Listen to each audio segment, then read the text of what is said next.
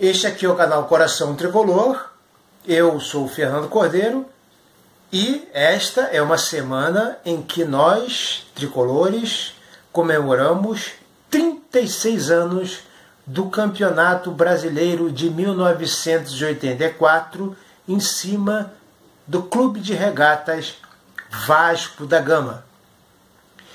Houve uma decisão desse Campeonato Brasileiro em 2 jogos. O primeiro à noite, num dia de semana, vencido pelo Flusão por 1-0, com um gol de Romerito, e, já que nos vídeos anteriores eu falei da sorte da camisa branca, que foi um pouquinho deixada de lado pelo time de Assis e Romerito, curiosamente, nesse jogo o Fluminense entrou de branco.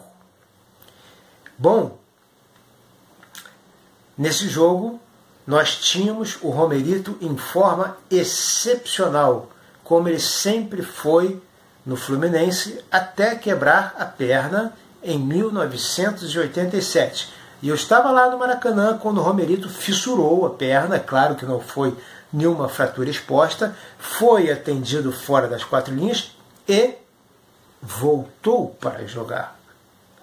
E aí o primeiro tempo terminou.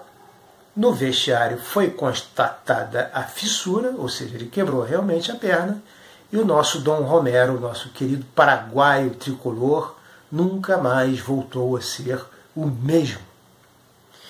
Mas vamos falar de coisas boas, de conquistas, deste gol de Dom Romero, do Romerito, que nos deu a vantagem sobre o Vasco. Eu me lembro muito bem que a TV Manchete divulgava muito mais do que a TV Globo, que nunca simpatizou com o Fluminense. E de uma entrevista do Otávio Pinto Guimarães, que era o presidente da Federação de Futebol do Estado do Rio de Janeiro, que era um homem que tinha muita força política, a Federação de Futebol do Rio de Janeiro era muito respeitada, e perguntado, ele respondeu que não interessa, o importante é que o título de campeão brasileiro, fosse do Fluminense, fosse sobre o Vasco, estaria aqui no Rio de Janeiro. Sabe a resposta, não? Bom, vamos ao que interessa, vamos dar as escalações e comentar. Vejam bem, o Vasco, vamos lá, 24 de maio de 1984. Eu não fui. Foi um jogo à noite, eu ainda estava no ensino médio, tinha aula no dia seguinte, e aí meus pais não deixaram eu despencar de Vila Valqueire lá para o Maracanã, tendo aula no dia seguinte tão cedo. Obviamente que o jogo, então, como eu já disse, foi no Maracanã. O Vasco jogou com Roberto Costa, que é um goleiro que veio do Atlético Paranaense, Edivaldo, não é? O grande Edivaldo Cavalo, que eu citei inúmeras vezes nos 2 vídeos anteriores, se não me falha a memória, nos 2 vídeos anteriores, sim. Ivan, Daniel Gonzalez, infelizmente falecido aí nesse mesmo ano, se não me engano, num acidente de carro, e Ayrton, Pires, Arthurzinho e Mário. Curioso, não é? Meio campo Arthurzinho e Mário, como eu disse nos vídeos imediatamente anteriores a esse, para aqueles que não gostavam da gestão do Horta ao fazer a máquina, e aí dispensar craques como o Arthurzinho. O Mário era a prata da casa e o Arthurzinho também, mas o Arthurzinho foi vendido, se eu não me engano, o Fluminense mandou ele para o Operário de Mato Grosso, se eu não me engano, depois que ele veio para o Bangu, e o Mário saiu do Fluminense e foi para o Bragantino, assim, de uma forma... é o que eu digo aqui, né? O coração tricolor nem sempre está presente. E naquela administração que desmontou o time campeão carioca de 80, desprezando o Mário dessa forma, foi realmente uma época em que o coração tricolor não estava presente ali. Mas o Mário foi com o Arthurzinho para o Bangu. Em 1983, Fluminense e Bangu fizeram um jogo duríssimo no triangular decisivo que nos deu o título em cima do Flamengo, com o gol do Carrasco Assis, aos 45 do segundo tempo. Nós tivemos um presentaço do Mário. Acho que ele estava pensando que estava jogando com o Fluminense, ou então ele tem tanto amor ao Fluminense que ele deu uma enfiada de bola sensacional. Já não me lembro para qual jogador do Fluminense que fez o gol do empate, que o Bangu estava vencendo por 1-0, o gol do grande ponta-direita Marinho, que chegou à seleção brasileira, mas perdeu a vaga para o Renato Gaúcho.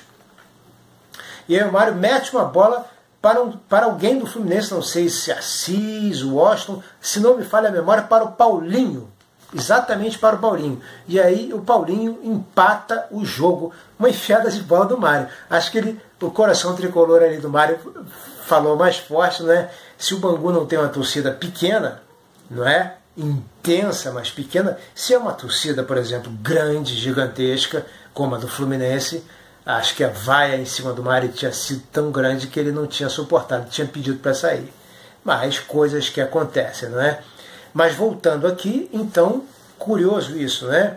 Os dois que estavam no Bangu e que eram prata da casa do Flusão, Mário e Arthurzinho, o Vasco levou, juntamente com o Edivaldo. Então, seguindo aqui, meio campo do Vasco, nesse dia em que o Vasco perdeu de 1-0 para o Fluminense, Pires, Arthurzinho e Mário, substituído depois pelo Giovani, né? Giovani, aquele baixinho, bom de bola, realmente. Ataque Mauricinho, Roberto e Marquinho. Assim, esse meio campo do Vasco e mais esse ataque do Vasco eram realmente um terror. Esse ponta-direita Mauricinho, ele junto com Giovani e junto com o ponta-esquerda Paulinho, junto com Bebeto, junto com Neto, eles foram campeões em 83 mundiais pela seleção brasileira juvenil. E era um timaço espetacular, né? Era um timaço espetacular. Se eu não me engano, tinha também Jorginho na lateral direita, Jorginho tetracampeão tetracampeão mundial, né?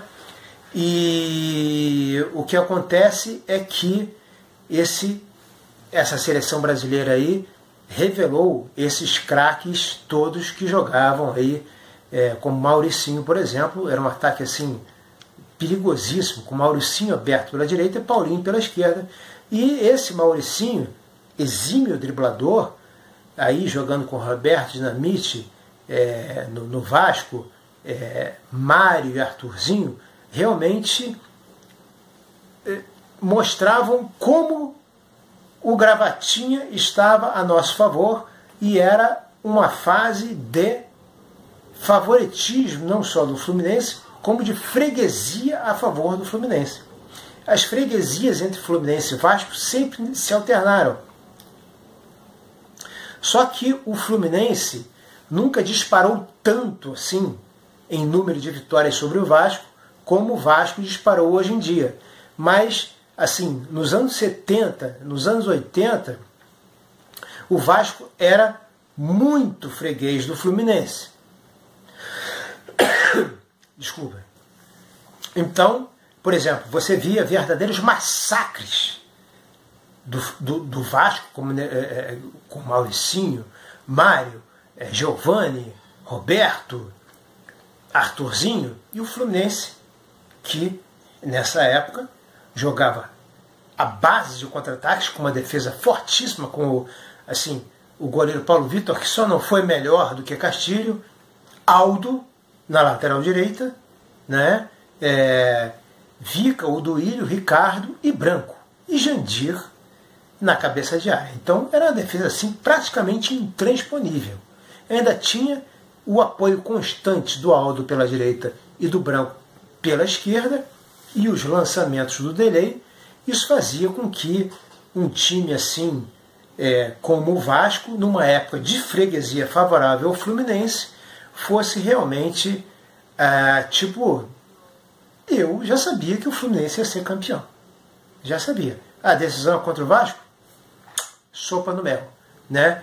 Porque o Vasco era freguês, e era um freguês assim de fazer jogos massacrando o Fluminense, e o Fluminense lá num contra-ataque meteu 1-0.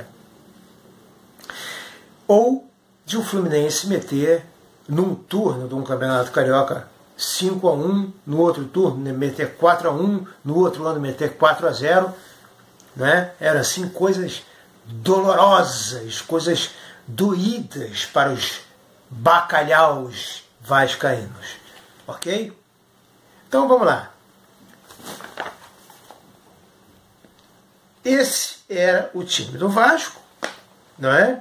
E o nosso tricolor jogou com o grande Paulo Vitor, Duílio, Ricardo na zaga, os dois, zaga titular, não tinha o Vica ainda, que entrava quando o Duílio se machucava ou quando o Ricardo se machucava.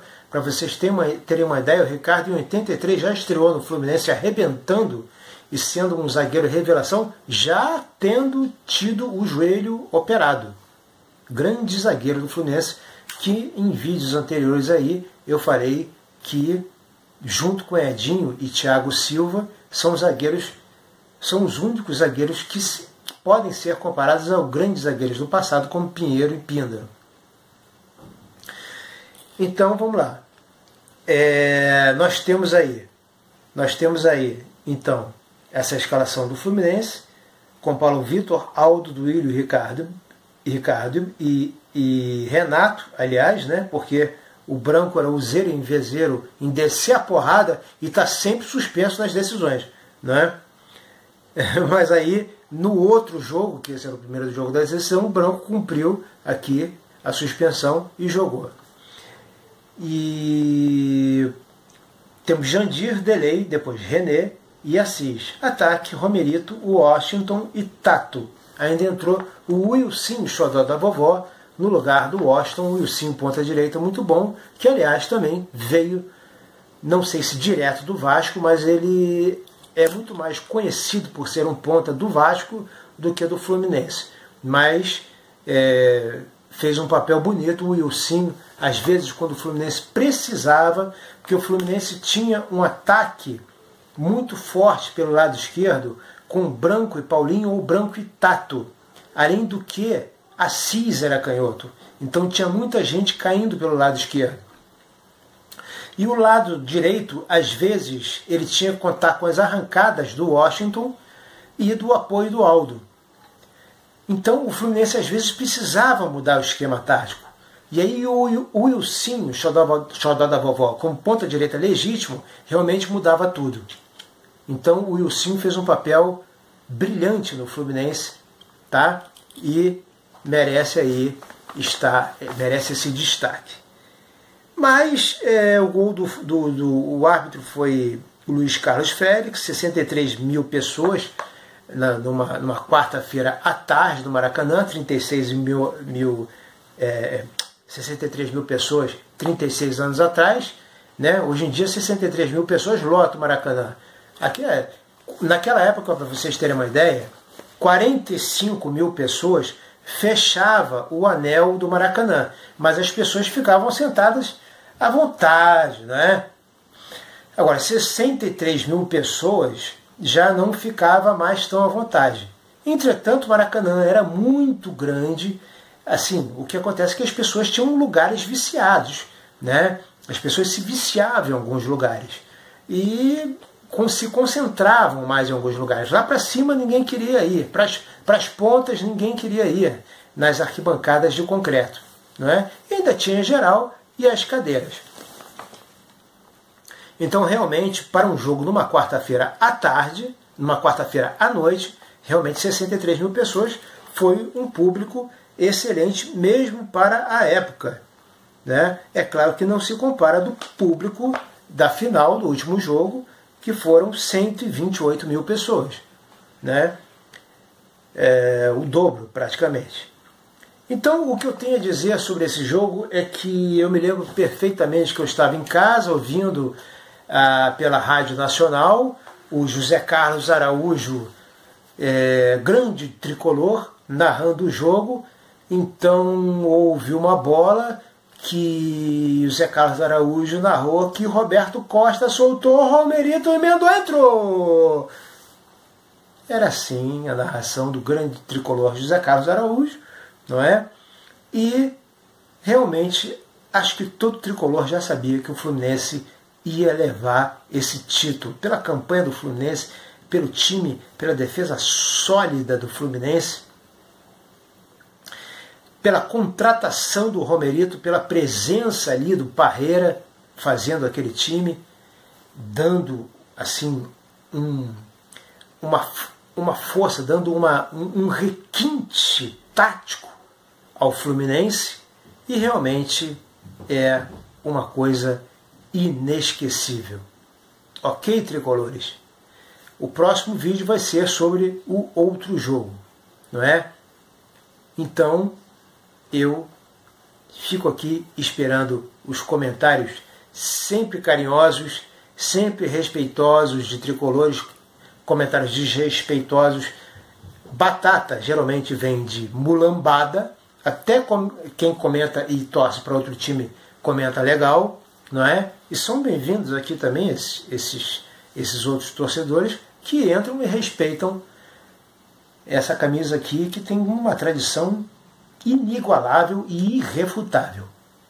Então, espero que tenham gostado do vídeo comemorativo aos 36 anos da vitória do Fluminense. Saudações tricolores e até o outro jogo, em cima do qual eu farei aqui um vídeo. Muito obrigado e até lá. A ambulância dele. Erivaldo dá espaço. Washington já pede na área. Partiu o cruzamento. Fechou o Washington. Romerito. Roberto Romerito. Gol!